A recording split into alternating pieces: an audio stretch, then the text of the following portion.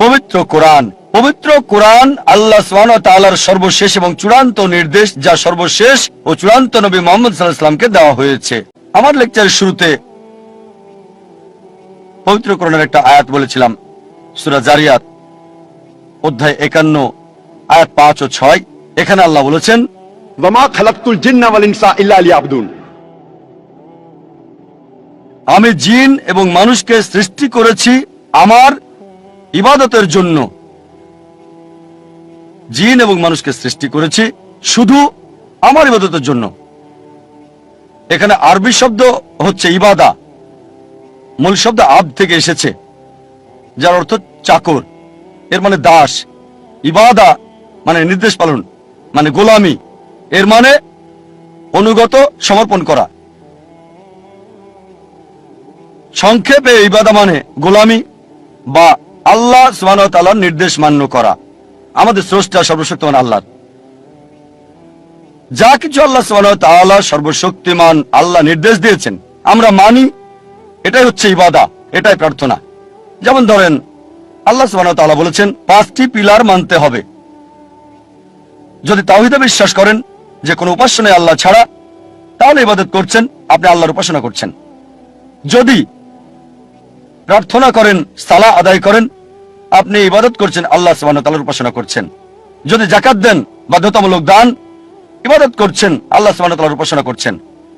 যদি রোজা রাখেন, ইবাদত করছেন, আল্লাহ সুবহানাহু ওয়া তাআলার উপাসনা করছেন। আল্লাহ কোরআনে বলেছেন যে প্রতিবেশীর হক আদায় করতে হবে, তাই যদি প্রতিবেশীর হক আদায় করেন, যেহেতু কোরআন বলছে সূরা মাউন অধ্যায় 107 আয়াত 7, তাহলে ইবাদত করছেন, আল্লাহ সুবহানাহু ওয়া তাআলার উপাসনা করছেন। যদি বিরত থাকেন যেগুলো থেকে সর্বশক্তিমান স্রষ্টা আল্লাহ সুবহানাহু ওয়া তাআলা বিরত থাকতে বলেছেন, তাহলে আপনি ইবাদত করছেন। যদি মদপান থেকে বিরত থাকেন, আপনি ইবাদত করছেন। যদি শুকর না খান, তাহলে আপনি ইবাদত করছেন, আল্লাহ সুবহানাহু ওয়া তাআলার উপাসনা করছেন। যদি বিরত থাকেন চুরি করা থেকে, ধোঁকা দেওয়া থেকে, মিথ্যা বলা থেকে, আপনি ইবাদত করছেন, আল্লাহ সুবহানাহু ওয়া তাআলার উপাসনা করছেন। সংক্ষেপে, আল্লাহ সুবহানাহু ওয়া তাআলার নির্দেশ মান্য করলে, নিজের ইচ্ছাকে আল্লাহর কাছে সমর্পণ করলে আপনি ইবাদত করছেন, আপনি আল্লাহ সুবহানাহু ওয়া তাআলার উপাসনা করছেন। আর মানুষের প্রতিটি কাজই ইবাদত বললে গণ্য হবে যদি দুটি শর্ত মানেন। এক নম্বর হচ্ছে, কাজটি করা হবে কেবলমাত্র আমাদের স্রষ্টা আল্লাহ সুবহানাহু ওয়া তাআলার সন্তুষ্টির জন্য।